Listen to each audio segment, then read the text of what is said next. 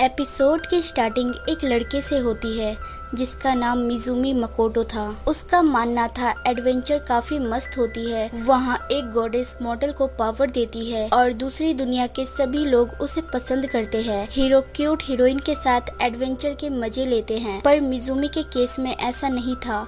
उसकी जिंदगी एक मजाक बन जाती है दूसरी दुनिया में आने के बाद। अब हमें मिजुमी अपने फ्रेंड्स के साथ दिखता है जिसकी जिंदगी आम तरीके से कट रही थी। वो घर जाता है, बात लेता है, फिर अपने डैड की न्यू बुक पढ़ता है। तभी अचानक वो खुद को कहीं और पाता है जहाँ किसी की आवाज आती है और वो बोलता है, मिजुमी तुम्हें दूसरी दुनिया में भेजा जा रहा है। पर इस बारे में मिजुमी को कोई जानकारी नहीं थी क्योंकि वो कंफ्यूज था, ये सब हो क्या रहा है। तभी वहाँ से जिसकी आवाज आ रही थी वो उससे माफी मांगते हैं क्योंकि उन्हें बताया गया था कि मिजुमी को सब बता दिया गया है। अब वो उसके सामने प्रकट हो जाते हैं। दरअसल वो एक गॉड थे जो बोलते हैं, मैं नाइट रियल्म का रोलर हूँ, तुजुयुमी। दरअसल वो मिजुमी को हीरो बनाने और दूसरी दुनिया के गॉडेस को उसे सौंपने आए थे। उसका कहना था कि मिजुमी के मॉम डैड भी दूसरी दुनिया से थे और उन्होंने दूसरी दुनिया के गॉडेस के साथ एक कॉन्ट्रैक्ट साइन किया था जापान आने के लिए, और बोला था इसके बदले वो अपनी किसी कीमती चीज को उन्हें सौंप देंगे। अगर मिजुमी नहीं जाएगा तो उसकी दोनों सिस्टर में से एक जाएगी। ये सुन के मिजुमी जाने को रेडी हो जाता है। अब वो गॉड बोलते हैं, अब तुम दूसरी दुनिया में जाने वाले हो, मैं तुम्हें जितनी पावर दे सकता हूँ दे दूंगा, पर तुम जिस गॉड से मिलोगे उसको थोड़ी प्रॉब्लम है, इसलिए जितना हो सके शांत रहने की कोशिश करना। मिजुमी मान जाता है और गायब हो जाता है। अब वो गॉडेस के पास आ गया था जो उसे देख के हंसने लगती है और उसकी इंसल्ट करती है, जैसे तुम्हारी शक्ल कितनी बदसूरत है, मुझे तुमसे घिन आ रही है, और बोलती है मैं तुम्हें बस हर टाइप की लैंग्वेज समझने का पावर दे सकती हूँ, तुम इस दुनिया में रह सकते हो किसी कचरे की तरह, गॉब्लिन के साथ अपनी घिनौनी जिंदगी के मजे लो। ये बोल के वो उसे वहाँ से दफा कर देती है, जिससे वो गिरते हुए बोलता है, कह दो ये कोई मजाक है। तभी उसे वही गॉड मिलता है जिसे यकीन नहीं हो रहा था कि गॉडेस ने मिजुमी के साथ ऐसा बिहेव किया। खैर वो बोलते हैं जिस दुनिया में तुम रहते थे उसमें तुम्हारे ऊपर काफी दबाव था, पर इस दुनिया में तुम आजाद हो, इसलिए तुम्हारी ताकत अब बढ़ गई होगी। वैसे मिजुमी का इस दुनिया में मरना नामुमकिन था, लेकिन शायद वो मर सकता है, ये चेतावनी उसे दी जाती है। अब वो गॉड ग्लिच होने लगता है। मिजुमी के पूछने पे बोलते हैं, मेरी पावर काफी मात्रा में खर्च हो गई है, इसलिए अब मुझे लंबी नींद लेनी होगी। वो उसे बोलते हैं, उम्मीद है हम जिंदगी और मौत के मोड़ पे फिर मिलेंगे।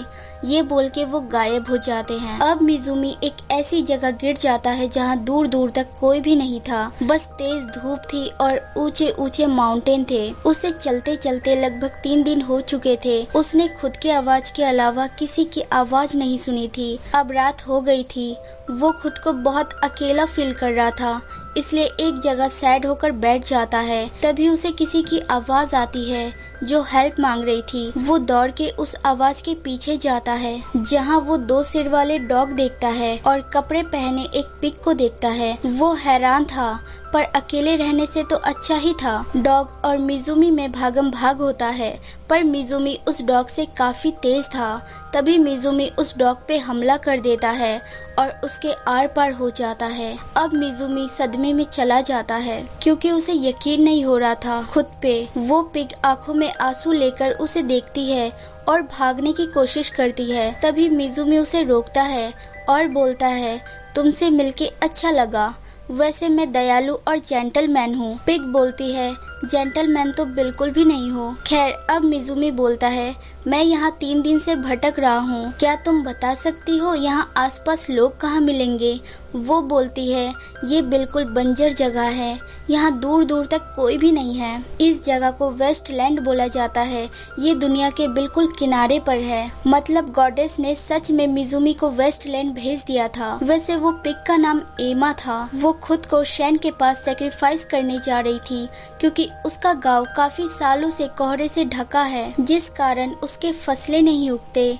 इसलिए किसी न किसी को एक बार खुद को सेक्रीफाइस करना पड़ता है, जिससे उनके कोहरे कम होने लगते हैं। इसलिए अब एमा की बारी थी खुद को सेक्रीफाइस करने की। वो मिजुमी का शुक्रिया बोलती है और निकल जाती है। मिजुमी को ये अच्छा नहीं लगता और वो उसे बचाने का सोचता है और ये भी सोचता है अगर मैं इसे बचा लूं तो ये मेरी हीरोइन बन जाएगी। अगले सीन में मिजुमी पिग के इलाके में था जहां 2 बॉडीगार्ड जैसे पिग उसे खाना खाते देख रहे थे और बात करते हैं कि इंसान वैसे बेरहम होते हैं, शायद ये अच्छा हो। खैर एमा मिजुमी के लिए खाना ला रही थी पर एमा को मैजिक आता था जिसे देख मिजुमी हैरान था क्योंकि उसे नहीं आता था। वो बोलता है एमा क्या तुम मुझे मैजिक सिखाओगी? अगले सीन में एमा उसे हाथों में फ्लेम जलाना सिखाती है जिसे देख मिजुमी काफी खुश हो गया था।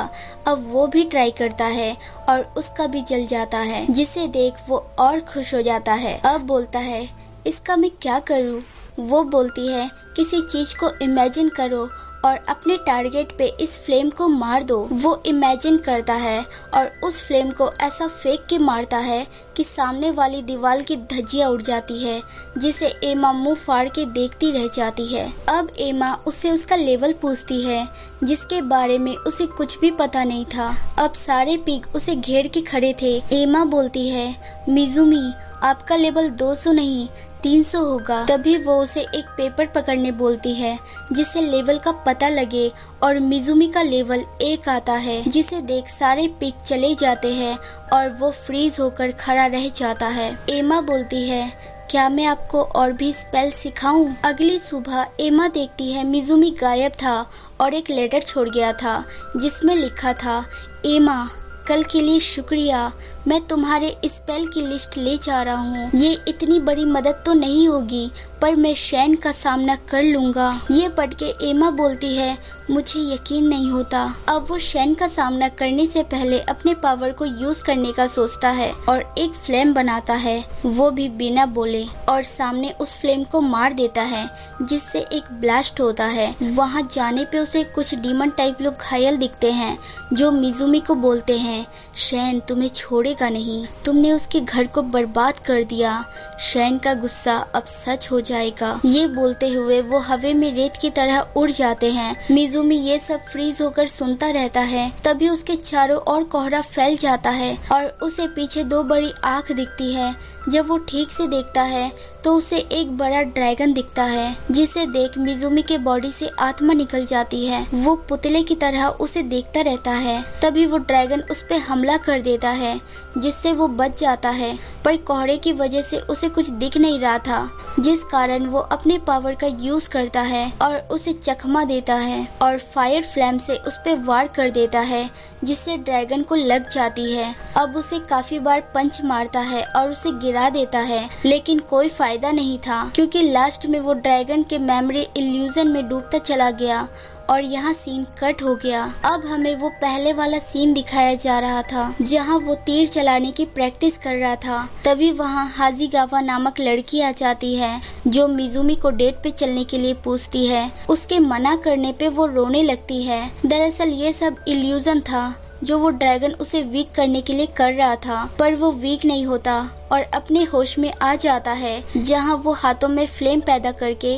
ड्रैगन के इल्यूजन बैरियर को तोड़ देता है जिससे ड्रैगन को यकीन नहीं हो रहा था। तभी ड्रैगन तुरंत मिजुमी से प्यार से बात करने लगता है और उससे माफी मांगता है उस इल्यूजन के लिए जो सिर्फ मिजुमी की इच्छाएं बता रहा था। खैर अब ड्रैगन अपना नाम बताता है उसे और जान पहचान के बाद वो एक कॉन्ट्रैक्ट करना चाहती थी मिजुमी से, बस उसकी पार्टनर बनना चाहती थी क्योंकि उसे उसकी मेमोरी में काफी दिलचस्पी थी जो उसने इल्यूजन करते वक्त देख लिया था। ये देख मिजुमी मान जाता है। अब वो लोग कॉन्ट्रैक्ट का एक रिचुअल परफॉर्म करते हैं जिसमें 50-50 ड्रैगन करना चाहती थी बट नहीं होता क्योंकि मिजुमी काफी रेयर था जिसके कारण उसका मेल नहीं हो पा रहा था।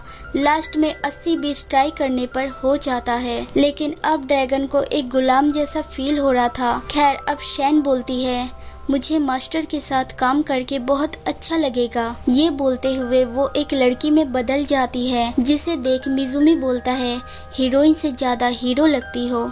सो hey everyone, thanks for watching. अगर मेरी वीडियोस जरा सी भी अच्छी लगे तो लाइक शेयर सब्सक्राइब कर देना और बेल आइकन जरूर दबा देना ताकि आप तक नोटिफिकेशन आती रहे। Take care, bye.